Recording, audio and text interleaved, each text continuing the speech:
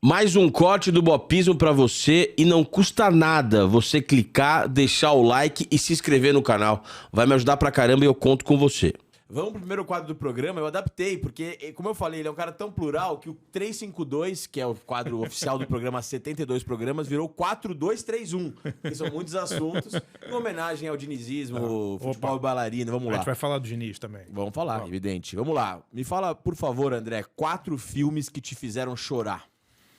4 filmes me fizeram chorar. Bom, até você me mandou antes aqui, eu até marquei. Olha, o primeiro filme que eu me lembro é um filme italiano chamado Umberto D., que é um filme do Vittorio De Sica sobre um aposentado na época da guerra que está tentando sobreviver ali no final da Segunda Guerra Mundial. Esse filme é absurdo. Assim, acho que um dos melhores filmes a lidar com a condição do idoso. Assim. Esse filme ele fez um monte de filme foda, né? Fez Ladrões de Bicicleta, mas eu acho o Humberto desse filme, assim, toda vez que eu vejo, eu fico muito emocionado. Anota aí, meu. Anota que essa aqui é uma... Humberto D. Esse filme deve ter no YouTube, você deve achar. Um outro filme que eu vi e eu fiquei chapado, assim, é um filme que o Sean Penn dirigiu com Jack Nicholson, chama A Promessa. Tá na Netflix. Ele foi vendido meio como um filme meio policial. Ele é realmente um filme policial. O Jack Nicholson faz um detetive, um policial que está se aposentando, e aí na semana em que ele vai se aposentar tem um crime, matam uma menina, e ele promete para a família da menina que ele vai atrás do criminoso. E é baseado num livro de um dramaturgo suíço, o Dürrenmatt, que é um cara que eu gosto pra caramba. Esse filme é um absurdo. Assim. É um filme inacreditável. Então, exatamente. Está na Netflix perdido. A Promessa. A Promessa. É um absurdo esse filme. O elenco é inacreditável. Benício Del Toro, Vanessa Redgrave, Helen Mirren, Aaron Eckhart. É um absurdo. Assim. Esse filme realmente... É uma loucura. Quem dirige o Sean Penn? O Sean Penn. O Sean Penn é excelente diretor, né? Diretor. Ele fez o Crossing Guard, ele fez aquele Na Natureza Selvagem, que é muito legal também. Você gosta? Eu adoro. É mesmo? Eu adoro. Me surpreendi, achei que você não fosse gostar desse filme. Adoro, gostei muito do livro e gosto muito do filme, mas esse, A Promessa, pra mim, é o melhor filme do Sean Penn. Do Sean Penn. Boa. Mas eu marquei até aqui pra não falar. Outro filme que eu vi quando eu era adolescente, que me marcou muito, que eu me lembro que eu chorei muito vendo, Dersu Zala. É um filme do Kurosawa, um dos últimos filmes dele, ele fez em 75 na Rússia, porque ele é japonês, mas ele não tinha grana para fazer os filmes no Japão, então ele ganhou um dinheiro da Mosfilm e foi fazer esse filme na União Soviética. E é um filme de aventura sobre a amizade de um cartógrafo lá do exército russo e um local lá, um indígena local, no caso, né? Que é o Dersu Zala, um nativo. E, cara, é um dos filmes de aventura mais bonitos de todos os tempos, assim, porque são os encontros deles ao longo dos anos e eles têm que sobreviver juntos a tempestades e tem todo aquele cenário ali das estepes na Rússia. É um filme maravilhoso. E eu mostrei para os meus filhos recentemente e eles também assim, ficaram muito emocionados. É muito emocionante. É muito emocionante. É um filme, assim, que é impossível você não ficar tocado. Assim. Você se comove com facilidade também em filme? Cara, eu me comovo às vezes com cenas de filmes, não com tema de filmes, Sim. né? Algumas cenas de alguns filmes me comovem muito, assim, né? Tipo, às vezes pela escrita bem feita, por alguma coisa que o personagem diz, assim, não pela essa coisa de vou fazer um filme sobre alguém que tá morrendo de câncer, já é aquela coisa que você já você se comove pelo tema, né? Mas esses filmes você se comove assim ao longo do filme por pequenas cenas, por coisas que eles falam, entendeu? Tem 3 filmes recentes que eu vi, queria saber se você se emocionou. Eu me emocionei com os 3 por diferentes razões. 4, na verdade. Dias Perfeitos, do Wim Wenders, eu achei bem emocionante. Eu entendo quem acha ele filme lento, mas eu acho a atuação do cara, ele segura tudo, achei lindo, eu achei emocionante. Sim. Aquele Vidas Passadas eu achei bem emocionante. É bem bonito esse filme. Os Rejeitados é um filme meio clichêzão, mas Rejeitados eu acho... qual é? Do Paul Esse filme é maravilhoso. Maravilhoso. É que esse filme, Os Rejeitados, ele é, na verdade, cópia de 2 filmes do Hal Ashby. Né, de plágio. Não, mas esse filme ele é baseado em 2 filmes do Hal Ashby, né? Ele é baseado no Harold and Maude, que é Ensina-me a Viver, que é um filme de 71, e ele é baseado no... Ai, caramba, qual é o outro filme do Hal Ashby? Bom, eu vou lembrar já, que eles estão numa escola e tal. Bom, o diretor desse filme, ele é o Alexander Payne, né? Ele mesmo. ele admite, ele fala, não, realmente o Hal Ashby foi minha maior influência. O outro filme que ele copiou foi o Last Detail, que chamou em português A Última Missão, que é um filme com o Jack Nicholson, que ele tem que levar um coitado de um soldado jovem, assim, que é interpretado pelo Randy Quaid, irmão do Dennis Quaid. Que cometeu um pequeno delito ali no quartel e está sendo condenado a, tipo, 20 anos de cadeia. Então, é um road moving que ele tem que levar o cara para ser preso. É do caralho esse filme. É do caralho. E qual foi o quarto? Cara, esse assim, é um filme que me tocou de um jeito que eu levei eu vi sozinho, chorei. Levei a minha mãe, chorei com ela. Levei as minhas 2 irmãs, chorei com as 2. E era assim, eu chorava, que foi Jojo Rabbit, cara. Eu não vi. Não viu? Não vi. Cara, foi esse também é um filme de fantasia, né? Que a pessoa vira... Eu acho a premissa interessante. O Hitler como amigo imaginário. E é do diretor lá, o Taika Waititi lá e tal. Eu fui ver com meio assim... Mas assim, o Sam Rockwell tá impecável nesse filme. Acho um ator brutal. E pra mim é o melhor papel da Scarlett Johansson na vida dela. Até que ela foi indicada ao Oscar e tal. E eu achei um filme muito comovente, assim, pela simplicidade e tal. Mas esses 3 vidas passadas me emocionei mais. Por exemplo, teve um filme recente, não sei se você viu, que muita gente se emocionou, mas que eu não gostei, não pirei, achei meio pentelho, inclusive. Aquele After Sun. Qual? Não, eu não gostei desse filme. Do pai com a menina. Achei uma coisa assim. Seria talvez um média-metragem bem legal, assim, mas ele demora muito para as coisas acontecerem. E tem uma linha tênue entre o filme ser sutil e um filme ser incompleto. Sim. Ele não tá. Aquela emoção que você tá preenchendo, preenchendo. Não tá ali. Também acho. Então, esses 4. Faltou o 4º filme que te emociona. Faltou. Cara, então, é um filme que ninguém se emociona por esse filme, mas a minha mulher e eu, a gente já viu esse filme umas 20 vezes. Todas as vezes a gente chora no final. Que é bizarro falar isso, mas é Carlitos Way. O Pagamento Final, que o Al Pacino faz um gangster, né, que sai da cadeia e tá tentando sair daquela vida de crime e tal, e ele precisa juntar uma grana para ir morar no Caribe com a Penelope Ann Miller, que faz uma dançarina e tal. E esse filme emociona muito a gente pela história toda e pelo final. Não vou ficar dando spoiler aqui, mas a cena final, não sei se você já viu esse filme. Faz muito tempo. Cara, é animal, porque você já sabe o que vai acontecer com ele, porque o Brian De Palma abre o filme com a cena final. Mas você fica instintivamente torcendo para aquilo não acontecer, entendeu? É muito legal. Brian De Palma é o diretor do meu filme favorito da vida, que é Os Intocáveis. Esse é foda, né? Esse é meu filme número 1. Da vida. Número 1. Você gosta? Eu amo Os Intocáveis, mas eu acho que o Brian De Palma tem filmes que me emocionam mais ainda. Você fez um filme sobre a filmografia dele recente? Fiz. Qual que te emociona mais dele? Cara, eu acho que o Carlitos Way é o melhor filme do De Palma. Scarface também não. Scarface eu acho que é um filme muito legal de ver, mas eu não acho que tecnicamente ele é... Eu acho que o De Palma tem umas coisas assim, por exemplo, Os Intocáveis. A gente vai voltar a falar de plano sequência. Os Intocáveis e Carlitos Way tem planos sequências que dão de 1 milhão a 0 em qualquer plano sequência do Adolescência. 1 milhão. A escadaria ali. E não precisa durar 10 minutos. É 1 minuto e pouco de plano sequência e tá bom pro De Palma, entendeu? Sim. O De Palma é um que, assim, mesmo nos filmes ruins dele, eu acho, né, pelo menos, às vezes tô vendo o filme, eu tenho que voltar pra falar como esse cara fez um negócio desses, cara, porque... Um filme que ninguém gosta dele, que eu adoro, é o Dália Negra, né? Eu gosto muito do roteiro. Tá. Que é o baseado no livro do James Ellroy, né? Cara, tem um plano sequência com uma grua que sai de uma casa e vai achar o corpo da mulher no jardim, no quintal ali. É um negócio, cara, não dá nem pra entender como ele fez, assim, é muito, muito brilhante, assim. Tá saindo agora uma franquia que eu gosto, não sei se você gosta, eu gosto muito de Missão Impossível, uma franquia que tem uma ligação afetiva com meu pai. Sim. E a gente vai comprar pra estreia do último ali, inclusive o penúltimo foi uma merda, o último que saiu eu achei um cu. Cara, eu vi esse último, não dá pra assistir, não dá pra assistir. Não sei se você reparou, eu achei o Christopher McQuarrie, ele fez uma homenagem ao Brian De Palma, mas assim, sabe o Sambo homenageando o YouTube? Porque ele faz aqueles planos meio angulares, assim, que o Brian De Palma fez no primeiro Missão Impossível. Só que ele quer fazer, ele é o Christopher McQuarrie, né? Ele não é o Brian De Palma. Mas eu revi o Missão Impossível 1. Ontem. É maravilhoso, né, Puta cara? que É maravilhoso, pariu, é maravilhoso. É brutal. A cena daquele elevador. Nossa, que isso, cara. A construção, os planos, é tudo lindo, assim. Mas assim, isso... É uma comparação legal fazer. O primeiro, Missão Impossível, e essa bosta que o Tom Cruise fez. Porque assim, aí você vê a ruindade do cinema comercial, como o cinema comercial ficou uma merda nos últimos 20 anos. E não é assim, no meu tempo era melhor. Cara, Missão Impossível, do Brian De Palma, é um filme comercial, fez um puta sucesso, só tem astro, é o Tom Cruise e tal. Cara, é um filme de ação muito bem feito. Claro, tem as mentiras lá, pula do trem e tal, beleza. Agora, o último é assim, é uma orgia de efeitos especiais em computação gráfica.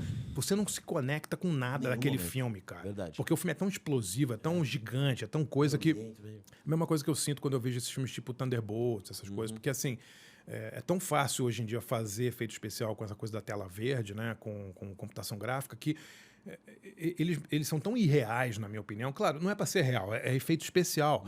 Agora, eu não me conecto com as cenas, eu não acho elas emocionantes, não acho elas bonitas. Olha só que plano maravilhoso da cidade destruída. Cara, você tá vendo que é uma coisa que foi desenhada ali, entendeu? Sim. Tipo, não tem alma ali nem um pouco, não né? tem nenhuma. É uma coisa fria. E eu acho que a interpretação dos atores atuando junto com essa tela verde é uma merda sempre, entendeu? Dá pra você perceber claramente quando os caras estão atuando, quando não tem um ali, cenário, né? entendeu? Nossa, é mesmo. Eles montam um cenáriozinho na frente e põem aquela bosta, aquela tela verde atrás, e aí põe lá a cidade destruída. Mas, cara, é ridículo, assim, é muito...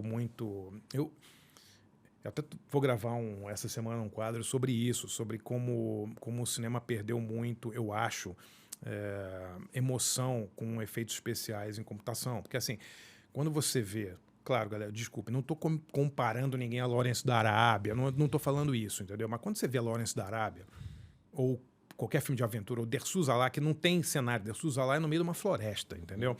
Aí você tem lá as cenas das estepes russas, todas congeladas, ali, uma cena gigante, sabe, com vento, e aí aqueles arbustos voando. É de verdade aquela porra, entendeu? Você fala, cara, que lugar maravilhoso. Você faz aquilo com computação gráfica num filme desses novos, cara, não é a mesma coisa. Não tem a mesma sensação. Não adianta dizer que tem. Não tem, entendeu? Eu vi com os nossos moleques esses dias o Moby Dick, de 58, dirigido pelo John Huston.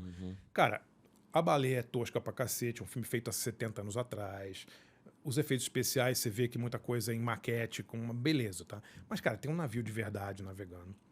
Tem o Gregory Peck amarrado no dorso da baleia, né? Não vou ficar dando spoiler também, mas, cara, é uma coisa maravilhosa. Não interessa se a baleia é mal feita.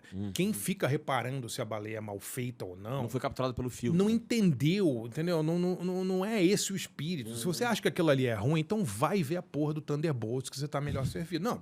Não é... É lógico. Você é melhor ou pior do que eu. Não é isso. Mas claro. se o cara não consegue se emocionar com o Gregory Peck amarrado nos cabos numa baleia tosca, entendeu? Pô, cara, é cinema, é uma hora ilusão, né? É uma ilusão, não é uma coisa... Óbvio. Agora me fala suas 2 séries favoritas da vida, André. Olha, eu não sou um cara muito de série. Não vejo Nunca todas. Não, nunca fui. Eu acho que as séries, elas enchem muita linguiça, geralmente. Apesar de eu escrever série, ter feito algumas e tal, mas eu acho que, normalmente, quando eu começo a ver... às vezes a primeira temporada é legal, aí no segundo episódio da segunda temporada eu falo, cara, pra mim já deu, assim. Mas eu gostei muito da primeira temporada do Fargo, que eu acho foda. Brutal. Acho que é um dos melhores pilotos de todos os tempos. É muito bom, é muito boa, porque primeiro é o tema do filme. Né? O tema, e o Billy Bob Thornton tá foda, tá sensacional. Até o Martin Freeman tá bem, que tá eu não muito acho bem. um ator meio... E eu gosto muito da primeira temporada do True Detective. As outras não dá pra assistir. Concordo com Inassistíveis. você. As outras todas inassistíveis. Inassistíveis. Primeira... Nossa, cara, são 2 séries que eu amo. Estão entre minhas 5 favoritas da vida, talvez 10. Você gosta de The Wire? Cara, eu gostei da metade da primeira temporada do The Wire. Mas aí depois eu achei que ficou muito... O ritmo é um pouco... eu acho que depois, cara, porque tem aquela coisa, cada episódio, cada temporada é vista por um ponto de vista e tal. Pô, beleza, mas não dá pra fazer uma temporada só com todos os pontos de vista. Entendeu? Eu acho retomar, que... Não penso em retomar. É muito... Porque tem isso, cara.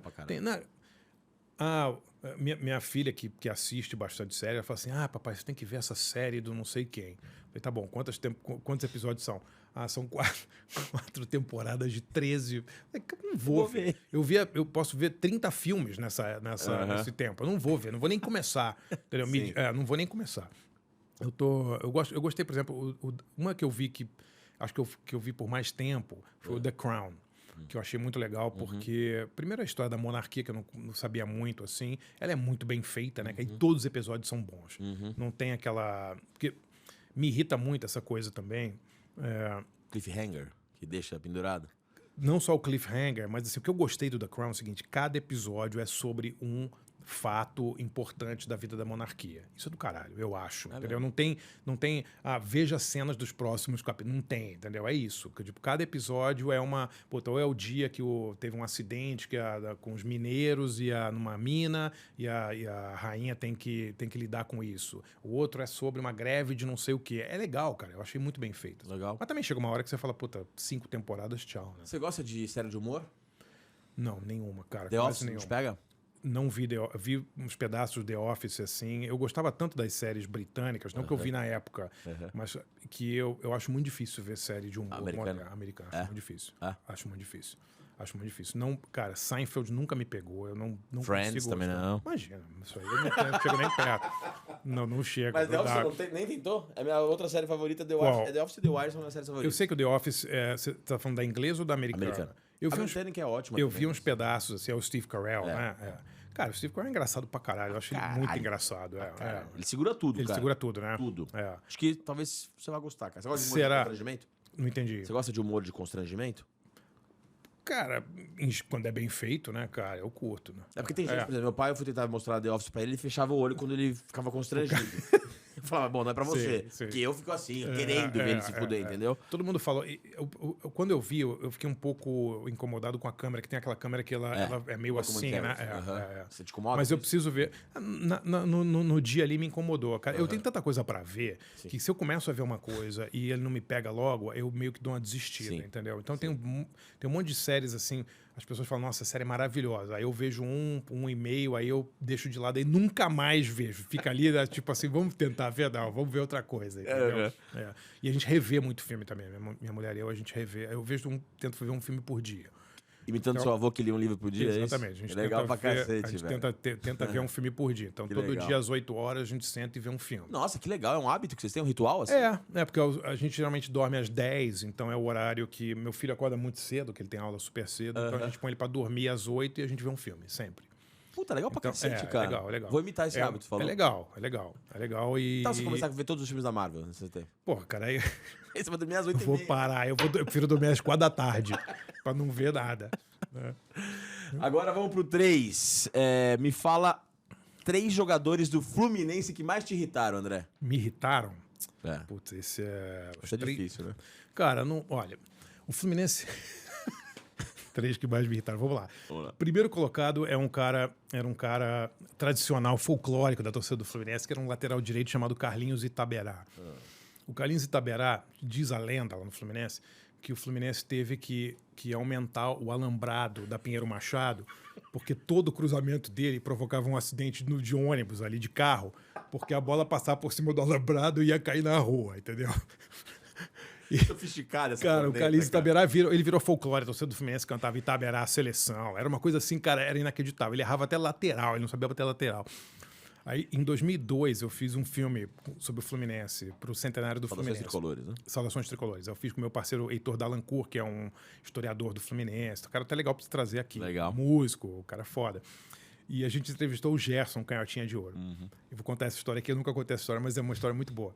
E o Gerson me contou no filme, ele falou assim, cara, uma vez eu estava aqui comentando um jogo nas Laranjeiras, né? Não sei se você nunca chegou aí nas Laranjeiras, né? É muito novo. Era maravilhoso ver jogo nas Laranjeiras, né? Pena que não tem. O Gerson estava comentando um jogo, não sei se Rádio Tupi e tal, e o Itaberá passou perto dele e fez uma merda tão grande que o Gerson não aguentou e no meio do comentário levantou e jogou um copo d'água nele. E aí ele me contou essa história. E é longe, hein? A cabine não é tão perto assim. Ele me contou essa história e a gente gravou. E aí, alguns dias depois, ele me ligou e falou assim, meu filho, por favor, não põe aquilo não, porque vai pegar mal, eu sou comentarista, não sei o que, agora eu posso contar a história. Vai pegar mal, mas você vê, o Itaberá era tão bom que ele levou o Canhotinha de Ouro a jogar um copo d'água dele durante um comentário. Então, esse realmente foi um cara irritante, mas era folclórico. O segundo que eu tava pensando, cara, é o seguinte, eu vou votar, as galera vai me xingar, mas eu vou votar o seguinte, a pior coisa, o que me irrita mais é quando eu vejo um jogador do Fluminense que eu gostava, que foi vendido cedo jogando em outro clube. Cara, quando eu vi o Luiz Henrique jogando no Real Betis, cara, eu tive uma, assim, na boa, eu não conseguia falar de tão puto que eu tava. Porque, cara, é você jogar o teu futuro no lixo que o Fluminense faz. Né? No lixo. Eu tava pensando esses dias, só de 9. Que time revelou? Pedro, Evanilson, João Pedro, John Kennedy e Cauã Elias nos últimos 7, 8 anos. Cara, imagina que o Fluminense poderia ter um ataque hoje que era Luiz Henrique e John Kennedy. Vocês deixarem ir embora o John Kennedy foi uma barbeiragem, meu irmão. Foi. Uma barbeiragem. Até ia votar nele no jogador subestimado. Você vai votar nele, porque eu acho ele... Porque assim, eu acho que não tem justificativa. Se é assim, o Palmeiras vendeu o Endrick por uma fortuna. Cara, é chato, mas beleza entendeu? Agora, você vender o Luiz Henrique por 2 mariolas, como ele foi... O João Pedro com 17 anos, cara, 18 anos. Cara, com essa idade você nem sabe o que o jogador é capaz, entendeu? O moleque fez 3 gols num jogo no Maracanã, num jogo da Sul-Americana, no dia seguinte estava vendido, entendeu? Aí o Luiz Henrique vai pro Olaria da Espanha, com todo respeito ao Real Betis, joga lá, aí vem pro Botafogo, o Botafogo ganha Libertadores e Brasileiro. Com quem? Luiz Henrique e Matheus Martins, 2 moleques que o Fluminense jogou fora.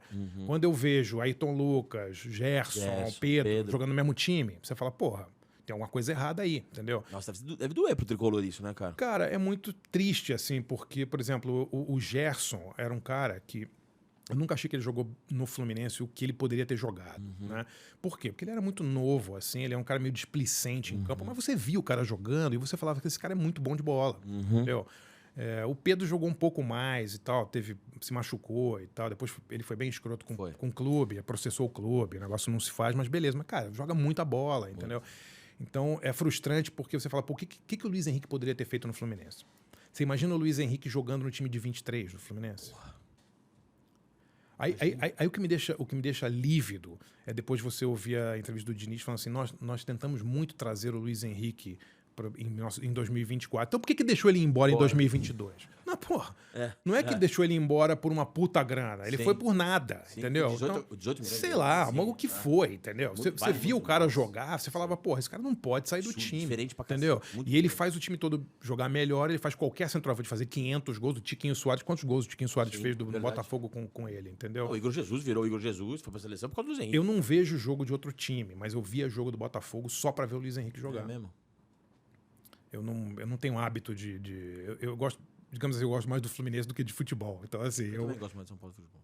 Então, assim, eu nunca na minha vida iria ver jogo do Botafogo. Minha mãe é botafoguense, então acho legal. Então, mas se eu tivesse outra coisa pra fazer, eu ia fazer. Sim. Mas jogo do Botafogo que o Luiz Henrique estivesse jogando, porque eu gostava de ver ele jogar. Sim. É divertido ver ele jogar. E ele fez uma escolha de carreira agora também super discutível, assim, de se esconder, o caramba. Porque a Copa tá aí, cara. Sim. Vai jogar, ele fez gol na Copa do Mundo. Vai jogar na Rússia, né? Na Rússia, isso aí. É isso aí. Não se esconder. Se esconder.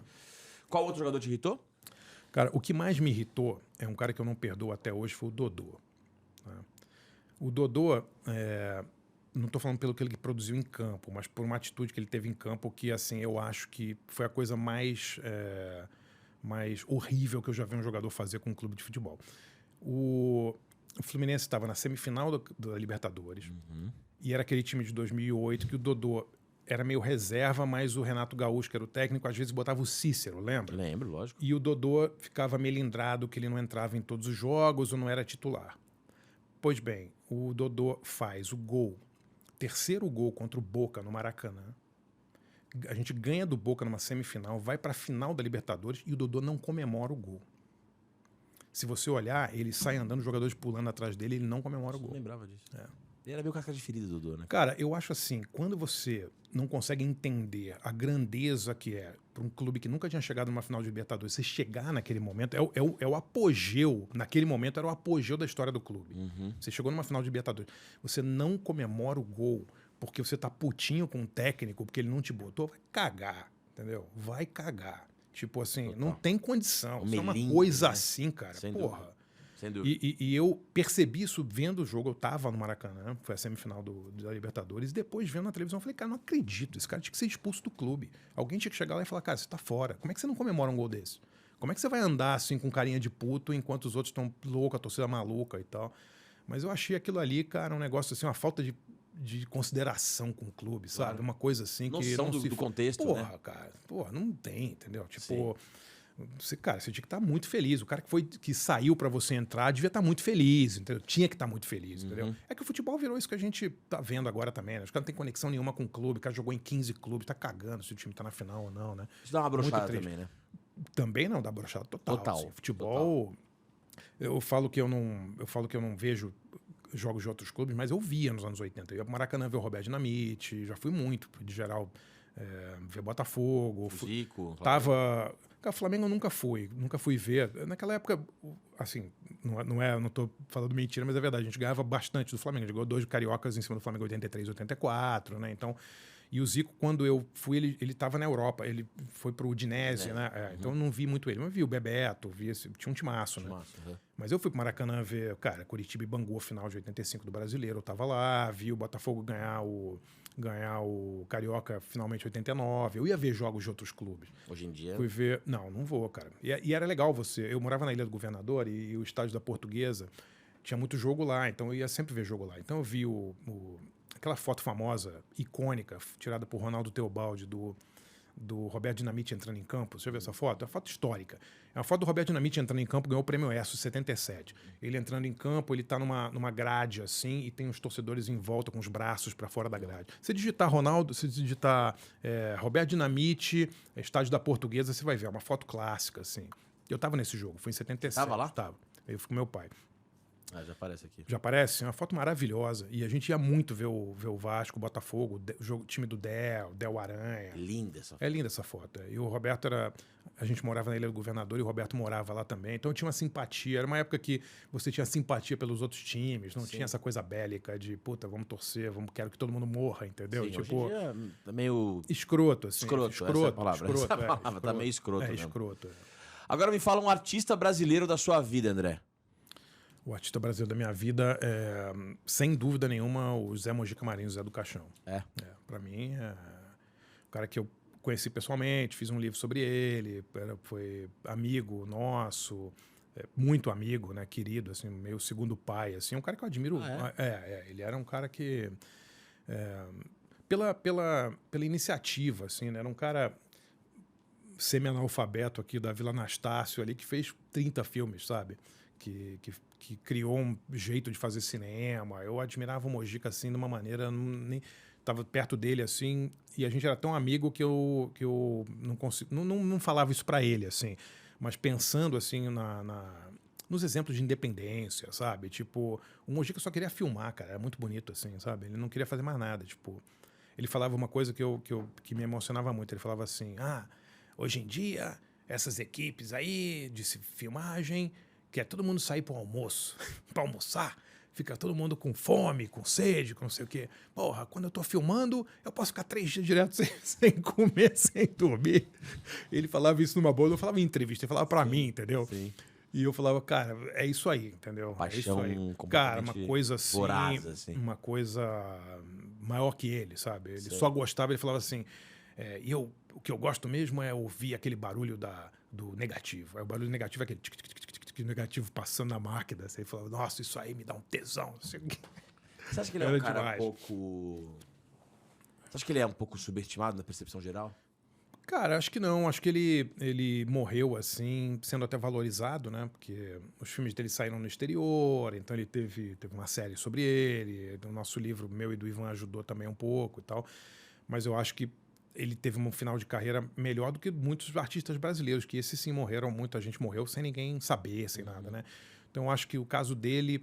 Cara, o Tim Burton veio pro Brasil, a única coisa que ele queria fazer era conhecer o Mojica, entendeu? É foda. Então, eu acho que não. Eu acho que no caso dele, como ele teve um final de vida, assim, que muita gente ajudou ele a ter uma melhoria, digamos, na imagem dele, eu acho que ele teve um final de vida digno e valorizado.